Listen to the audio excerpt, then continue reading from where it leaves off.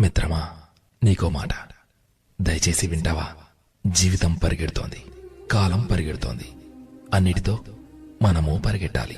కాని ఆ పరుగు శారీరకంగా కాదు, మానసికంగా ఉండాలి.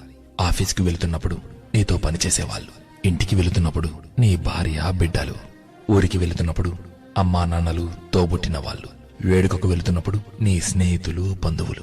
ఇలా నీవు చేసే ప్రతి ప్రయాణంలో ఎవరో ఒకరు నీకోసం ఎక్కడో ఓ చోట ఎదురు చూస్తూనే ఉంటారు కదూ.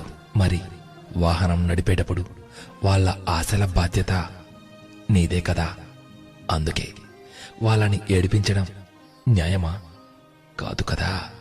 వేగంగా వాహనం నడిపితే నీలో కలిగే ఉత్సాహం కన్నా వారికి నీవు క్షేమంగా కనిపిస్తే కలిగే ఆనందపు విలువ లెక్కించలేనన్ని రెట్లు ఎక్కువ.